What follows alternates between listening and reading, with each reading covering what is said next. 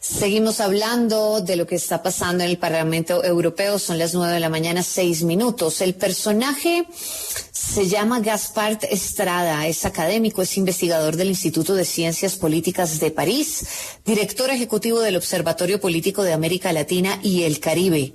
Gracias por estar con nosotros, señor Estrada. Buenos días a usted y a su auditorio.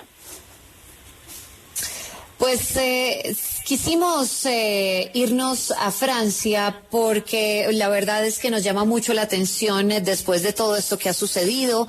El señor Macron disuelve la Asamblea Nacional después de esta victoria de la extrema derecha en las elecciones europeas. ¿Cómo ha leído esto, que el hecho de que el señor Macron disuelva esta Asamblea Nacional? Bueno, me parece que se trata de una sorpresa. Muy pocos analistas habían apostado, habían mencionado esta posibilidad, si bien se había rumorado una posible disolución del Congreso, realmente muy pocos analistas lo daban como un hecho.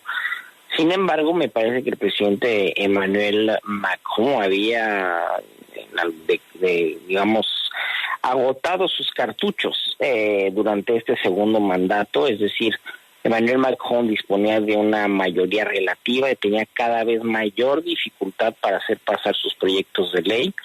Esta derrota ante el Frente Nacional, ante la extrema derecha, pues lo ponía ante una disyuntiva.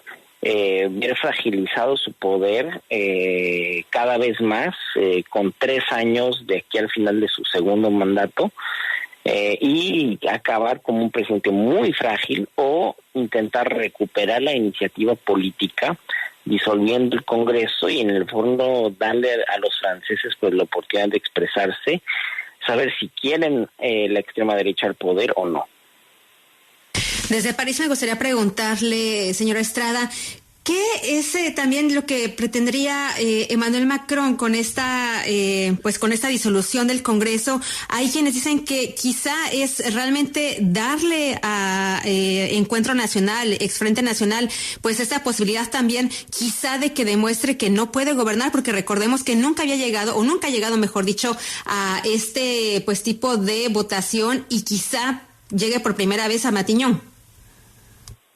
Así es, algunos analistas lo interpretan de esta manera, es decir, lo que el objetivo central de Emmanuel Macron sería, digamos, darle pues cuerpo a esta imagen que el Encuentro Nacional y la extrema derecha en manera general no es capaz de gobernar Francia.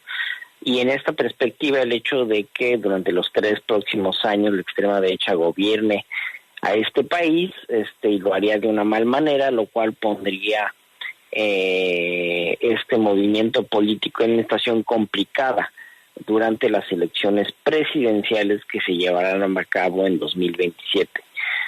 La experiencia histórica de cuando llega la extrema derecha al poder, lo hemos visto en otros países, ya sea en Europa o en América Latina, pues es que la extrema derecha, una vez que llega al poder, pues se aplica un programa pues bastante peligroso. Entonces, desde ese punto de vista, yo estoy todavía convencido de que esa realmente sea la estrategia.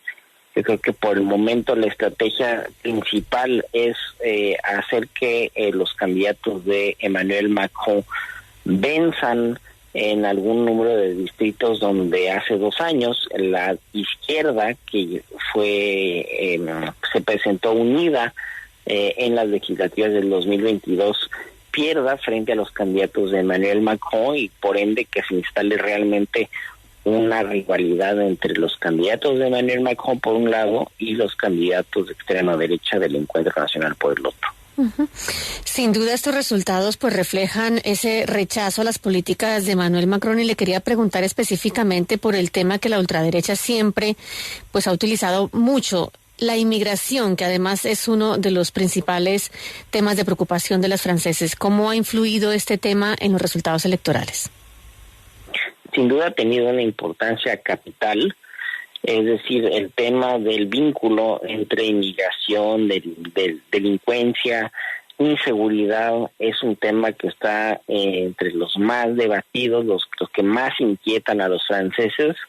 Yo creo que hay otro tema fundamental, que es que hoy en día, y los resultados del día de ayer lo demuestran, es que cada vez hay menos limitantes, o digamos que el voto en favor de el Encuentro Nacional y de manera general la extrema derecha es cada vez más homogéneo en la sociedad francesa. Hasta ahora se trataba de un voto protestatario que se encontraba en algunas categorías de la población, en particular las personas desempleadas, los obreros, las personas más pobres, pero el Frente Nacional, el Encuentro Nacional tenía mucha dificultad en atraer el electorado de personas de mayores ingresos, con una educación elevada, y eso desapareció. Es decir, ahora el Frente Nacional, el Partido Encuentro Nacional de extrema derecha, está consiguiendo dialogar con la mayoría de las categorías socioprofesionales, y eso me parece que es un hecho nuevo y que va pues vinculado a este hecho que estas temáticas de la emigración, del miedo a los extranjeros, pues cada vez está más presente en la sociedad francesa.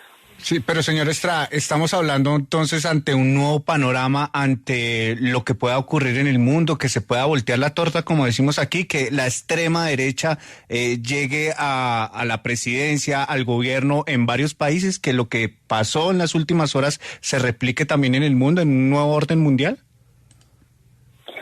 Bueno, pues digamos que la extrema derecha ya está gobernando en Italia, eso ya es un hecho. La extrema derecha ha tenido muy buenos resultados en las últimas elecciones legislativas, hace un par de meses en Portugal. En España, Vox pues también tiene cada vez más audiencia. Entonces vemos cómo las derechas se están radicalizando en Europa, y no solo en Europa, más allá en Europa, también a nivel internacional.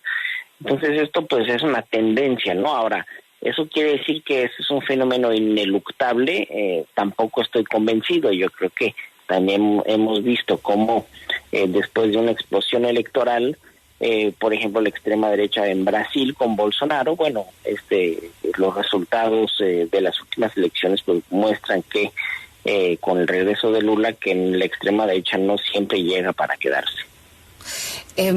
Pero yo sé que es muy temprano y justamente lo hablábamos con ahora el vocero del Parlamento Europeo, pero pues todo apunta hacia que probablemente también gire en torno a la derecha las próximas elecciones en el 2027 en Francia.